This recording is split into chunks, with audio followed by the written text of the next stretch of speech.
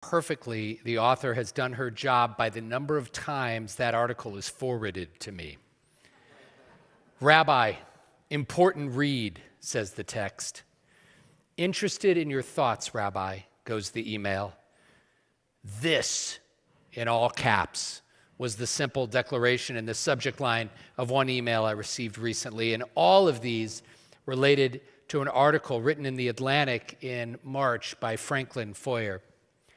More than a dozen friends, congregants, and colleagues took the time to send the piece to me. Its title grabs you, but not in a good way. The golden age of American Jews is ending.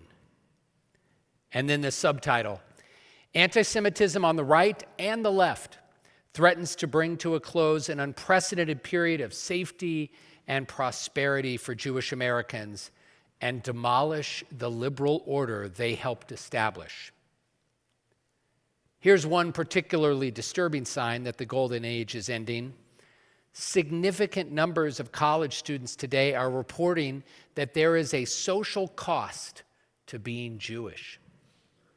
Recent studies support this. It's not just anecdotal evidence. In late November, the ADL and Hillel International published a survey showing that 73% of Jewish college students and 44% of non-Jewish students have experienced or witnessed anti-Semitism since the start of the 2023-2024 school year. And I just heard about a very disturbing incident today at UCLA. Now, by comparison, a prior survey that was conducted in 2021 found that 32% of Jewish students experience anti-Semitism directed at them. So it's a tremendous uptick and surge. And we're seeing this in high schools as well. One of our own members told me a story recently that was heartbreaking. He was out with friends here in Los Angeles for an evening of dining and having drinks and just having fun together. And there were some other people in the group who were friends of his, people he didn't know. And a person who was there whom he'd never met turned to him and said, "You're Jewish, right? I can tell." It made him feel a little uncomfortable. He wasn't sure what was meant by that or what would come next. And then this person, a total stranger, said, "But you're not a Zionist, right?" As you can imagine, it was an uncomfortable moment. How is one supposed to respond to such a comment, particularly when you know exactly what the person means by it, especially if it's someone you've never met before, someone you've never confronted? You don't know how it's going to turn out. And many of our own children and children of friends of ours or grandchildren on college campuses and in local high schools are dealing with precisely these kinds of experiences on an almost daily basis. None of this is entirely new, but since October 7th, it has been felt more powerfully, pervasively, and painfully than ever before in our lifetimes. And this is part of what makes this piece that Franklin Foer wrote so powerful. We've been living in a golden age, which of course implies that what we've experienced throughout most of our lives has been exceptional. You can't live in a golden age forever. They can't last forever. It wouldn't be a golden age if there weren't some awful gray or dull or even dark ages to contrast it with. Other earlier golden ages in Jewish history have come and gone. For the Jews of Spain, for example, it lasted a few hundred years, and then it was over. And not long after that, there was Inquisition and expulsion. The default, sadly, throughout most of Jewish history are those duller and darker ages. It pains me to say it, but we have to admit that it is objectively true.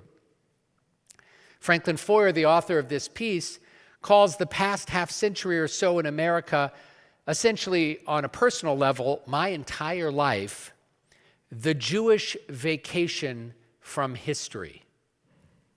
Meaning a departure from the default of darkness expressed in a pervasive anti-Semitism that ranges from exclusionary clubs and industries, which some folks in this room and joining us online might remember, to industries closed to Jews, of course, to the more frightening, virulent, and deadly form, which in our past has ended with pogrom or, God forbid, much worse.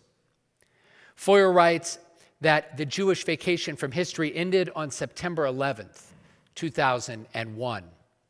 It didn't seem that way at the time, but the terror attacks opened an era of perpetual crisis, which became fertile soil where the hatred of Jews took root. Though Osama bin Laden claimed credit for the plot, that didn't stop some people from trying to shift the blame. One theory explained in exquisitely absurd detail how the Mossad, the Israel intelligence service, had toppled the Twin Towers. 9/11 was the beginning of the end of our golden age in America. So if you haven't read the piece, it's not short, by the way. Go to the Atlantic website and read it. I think it's important. This past week, Franklin Foyer joined a group of rabbis that I helped bring together with my colleagues, Rabbi Sid Mintz and Rabbi Matt Gewirtz, at a gathering in New Jersey. And he admitted to us in a bit of understatement that his piece, quote, has its measure of pessimism, which brought out a nice laugh, a painful and sad laugh from the group. But then he reminded us that the Jewish people has the ability to innovate our way out of dark moments. And I'll give you an example. A few weeks ago, we began our study of the book of Leviticus, surely among the most seemingly irrelevant books of the Hebrew Bible. And why? Because it tells us in painstaking, and I mean painstaking detail, the laws of sacrifice, including laws in this week's Torah portion about which sacrifices should be offered in the case of a person stricken with a severe dermatological ailment, which is probably some form of eczema. Now, what makes it feel, at least to me, especially tedious, is that we haven't observed these rituals since the Second Temple was destroyed almost 2,000 years ago. Now, why do I tell you this in the context of what I'm talking to you about, this end of a golden age? Because it's an example of Jewish ingenuity. It reminds us of our ability to innovate and to pivot. The rabbis of the Mishnah and Talmud had to deal with an extraordinary disruption, one that was much bigger for them than 9/11 was for us. Because back then, the primary way that our ancestors communicated with and connected to God was through a complicated sacrificial system that had to be executed by the priests in one particular place, the temple in Jerusalem. And by the way, contrary to what you might have read recently, there was a temple in Jerusalem, actually a couple of them built by our ancestors, and they date back more than 2,700 years. So that's where these sacrifices had to happen. And when the Romans destroyed the temple and forbade its rebuilding, we had to make a choice. We could walk away from Judaism. We could assimilate completely. Or we could come up with some new system, a new mechanism for communicating with God, and that's exactly what the rabbis did. They replaced the sacrifice of animals and meal offerings that had to happen in the temple with prayer that could happen anywhere at virtually any time. And this was one of the innovations that enabled Judaism not just to survive, but actually to thrive. So we have confronted profound disruption before, and we have innovated our way through it. And I have absolute confidence that we will rise to the occasion and do just that in this moment of tremendous change. This is a trend from our past that helps me believe that we have the skills, the know-how, and the koach, the energy, to navigate this difficult time. But there's a trend that we're seeing right now that also gives me hope. We are seeing all over the Jewish world, and we're witnessing it here as well, a tremendous desire to connect, to engage, to lean in to our Jewish identity with pride and with determination. We're seeing it in enrollment in our schools. We're seeing it in the number of people who are joining us online and in person for worship services and other programming. We're seeing it on Hillel houses on college campuses across North America that are at capacity on Friday nights for Shabbat dinners. Recently, the BBYO International Convention this past February in Orlando included thousands of teens from 48 countries. But here's an interesting artifact. When they opened up the website to allow kids from all over the world to register, it filled up in under 10 minutes with a waiting list literally thousands of kids long. There is a deep hunger to connect. Here at Stephen Wise Temple, our Introduction to Judaism class is vibrant. And almost every week, someone is coming to us. Remember the moment we find ourselves in. Almost every week, someone is coming to us and saying, Cantor, Rabbi, I want to convert to Judaism. And we look at them and say, you do know what's happening in the world. And they say, yes, I want to be Jewish. It's extraordinary. Foyer reminded us in his article, too, not to catastrophize the moment. Just because we are entering a non-golden age, that's happening. But just because we are entering a non-golden age doesn't mean that all is lost. As he put it, the spectrum of non-golden age Judaism is wide. When I went to college, if I haven't mentioned it recently, I went to school in New Jersey, not Rutgers. It was established in 1746. Aaron Burr, I'm not going to say the name. Okay, that would be, come on. Aaron Burr went there. Woodrow Wilson went there. F. Scott Fitzgerald. Brooke Shields, that's right. They finally got wise after all those men, and they started allowing women to attend in the 1970s. Anyway, I went to this school, and when I went there, it was 25% Jewish. And that is astonishing. That is a crazy number. Jews make up less than 2% of the American population, and this school was a quarter Jewish, and faculty was maybe even higher. Now, the Jewish percentage at schools like that and other schools around the country, particularly elite schools, has decreased significantly in the last 20 years. But the percentage of Jews at my alma mater today is around 10%, which is still an astonishingly high number, given the number of Jews there are in America. And this is true at schools all across the country. There aren't as many Jews at elite institutions as there once were, but we still, for now, at least, are overrepresented. So there's a continuum of what non-Golden Age Judaism might look like. And we mustn't forget that as vulnerable as we're feeling right now, we still have real power and influence in this world. In America and Canada and other places where there are sizable Jewish minorities, we have soft power, influential power. Jews in Congress and in other parts of the government, Jews in industry, Jews in positions of civic leadership who can try to put pressure on elected officials to do the right thing, put pressure on universities to do the right thing. And then in Israel, we have hard power, we have sovereignty, and we have an army, and all of the challenges and all of the blessings that come with such a privilege. So I want to conclude by suggesting one important way that we, all of us in this room, everybody joining from home, should be responding to this moment. First, now is a time for achdut. The word achdut comes from the Hebrew word echad. It means unity, a sense of oneness. It's time to cling more tightly to one another than ever before. It's time to commit ourselves to managing disagreements. And we're going to have disagreements. We're human beings and we're Jews. But we have to manage those disagreements with civility and with empathy and with love.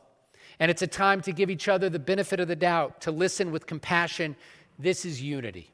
And connected to that is another mitzvah, the mitzvah of keruv. And that means bringing people into community, bringing people closer to institutions like this, to communities like this, and to our own Jewish lives. By offering the meaning and purpose that we find in our Judaism, those of us who are here and those of us joining online, the meaning that we find in our Judaism, keruv means trying to give that to others.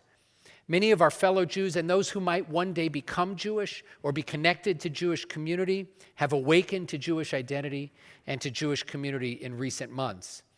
And in this room this evening, and joining us online, perhaps there are those who haven't been in a while or haven't been ever. And so I just want to invite anybody who's here, if I haven't seen you in a while or if you've never been here, please come say hello after services. And those of you joining online, email us at letsconnect@wisela.org and let us know who you are and let us help you connect more deeply to this community. We need Jewish community now more than ever, and Jewish community needs us as well. At the end of our time talking to Foyer, he said something very intriguing and something quite hopeful. He said the golden age for Jews in America is ending, but a golden age for Judaism might still be possible. And this is in our hands. We cannot on our own shape broad historical trends, but we can decide how we will react to them, how we will engage, how we will spend our time, and with whom, doing and studying and engaging in what brings us meaning. And this takes courage, and ultimately it takes hope. And that's in our DNA. The prophet Zechariah, writing 2,500 years ago, labeled us, called us Asirei Hatikva, prisoners of hope. It's a powerful image, as if to say, even if we wanted to give up hoping, even if we wanted to give in to despair, we just can't. It's not in us. And so this is the time to engage and to connect and to contribute. When we sit at our Passover Seders in just over a week, let's think of all of these mitzvot, the mitzvah of Achdut, the mitzvah of Keruv, and the mitzvah of never, ever giving in to despair, of leaning into who we are as Asirei Hatikva. Ken Yehi Ratzon, may this be God's will.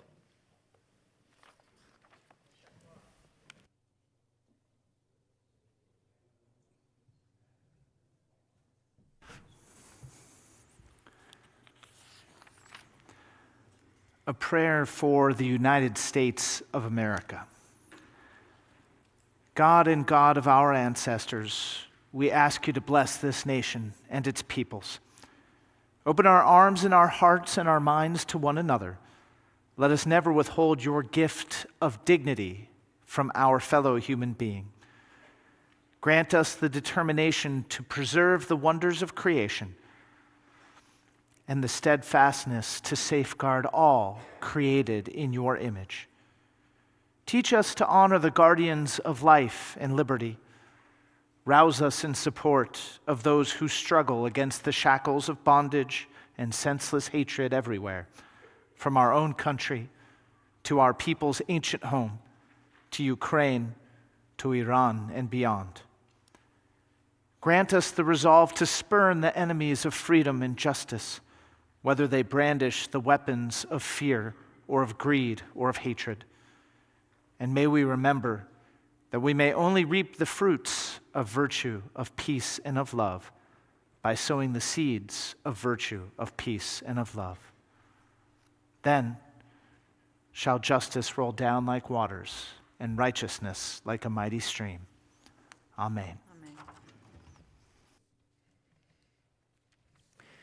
We offer a prayer for the captives, and as we say every single week, may this be the last week we have to say these words. There's a handout in front of you that has the words of our prayer on one side and 10 of the faces of the hostages on the other.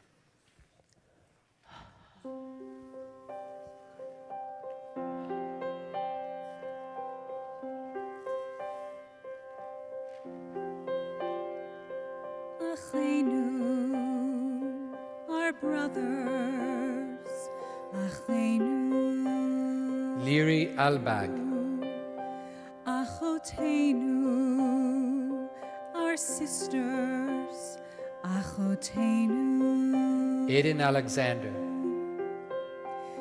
Achleinu, our brothers, Achleinu, Matan Angrest, Achoteinu, our sisters, Achoteinu, Noah Argamani, wherever you are, whatever we must do, v'chol sha'as, always there with you. We are with our brothers, Achleinu,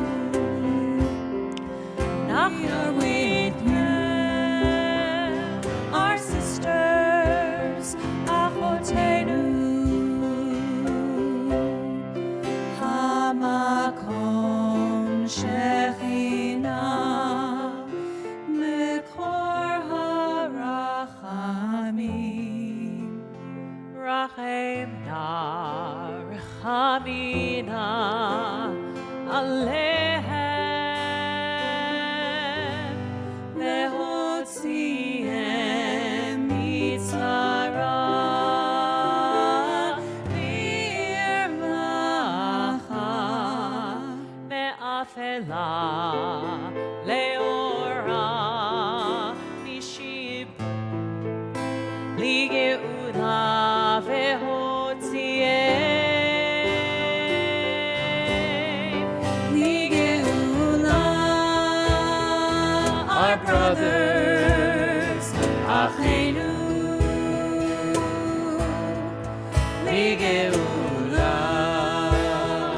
Our sisters Achotenu From the darkness to the light We are From with the darkness to the light We are with you the light. Make everything alright. We are From with the darkness to the light. We are From with the darkness to the light. We are From with the darkness to the light. Make everything all right. We are with you.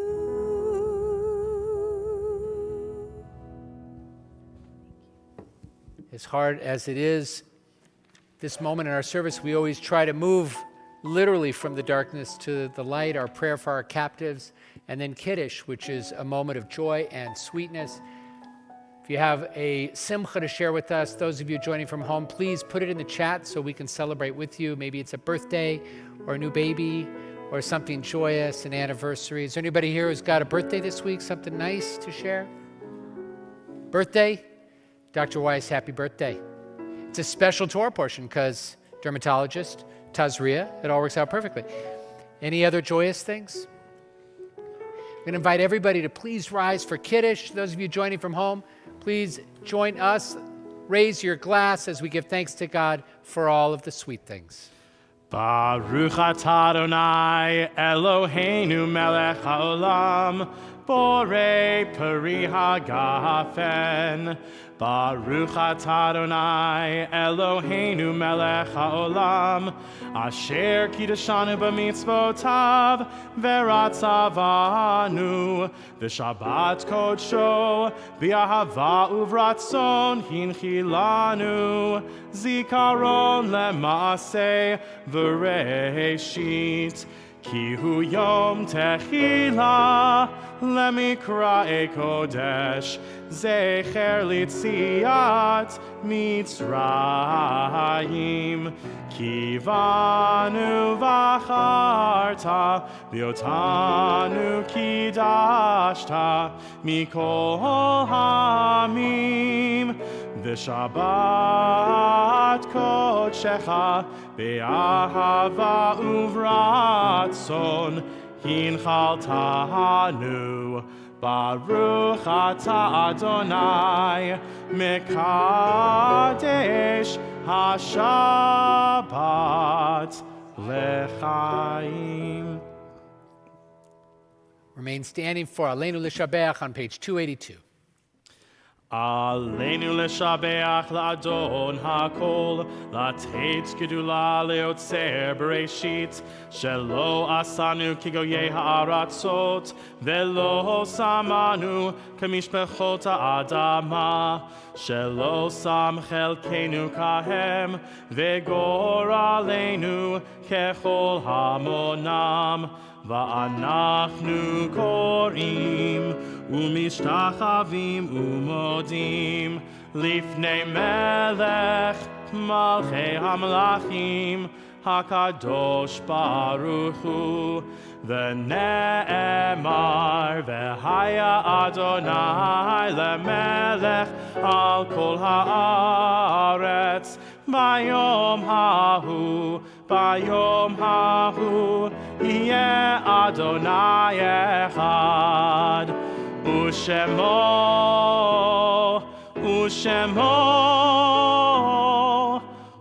Shemo Echad. Can be seated. Page 291, in preparation for Kaddish and in honor of the eclipse. And thank you, Rabbi Josh, for explaining the physics of it to me and how it connects to Rosh Chodesh. But this is a beautiful poem from Chana Senesh. Yesh kochavim she'oram magia arza, raka sherhem atzmam avdu ve'enam. There are stars up above so far away, we only see their light long, long after the star itself is gone. And so it is with people that we loved. Their memories keep shining ever brightly, though their time with us is done. But the stars that light up the darkest night, these are the lights that guide us. As we live our days, these are the ways we remember. If you are recalling a loved one who died in recent days, period of Shiva or Shloshim, I'll invite you to please rise. You can say that person's name aloud. You can put their name in the chat if you're joining from home.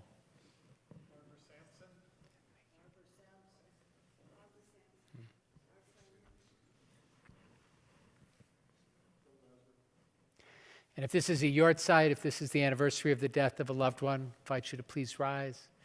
You can say that person's name aloud.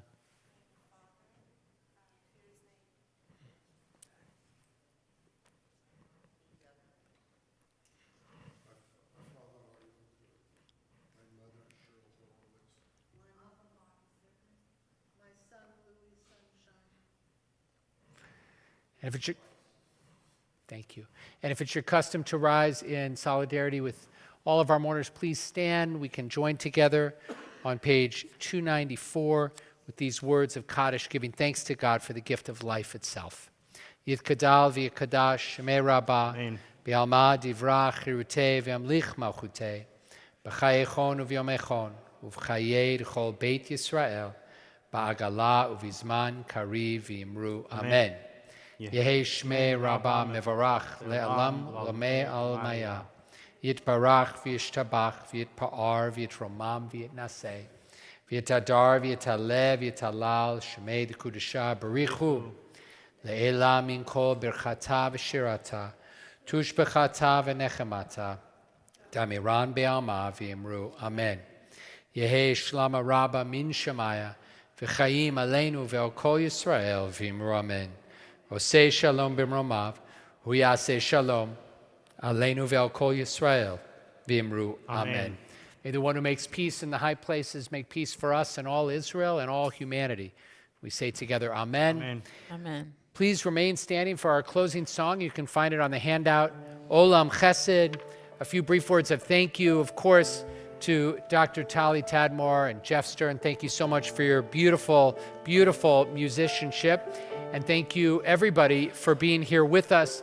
We could not possibly have Jewish community without you. Thanks to our crew and our security team and everybody who makes it possible for us to stream these services. Lisa and Andrew, thank you so much for your beautiful, beautiful voices. Rabbi Josh, thank you for helping to lead services. Cantor Emma, as always, thank you for your leadership. And we're going to conclude with these words, asking God to help us make a world of love and peace for ourselves, our Jewish community, and all the world.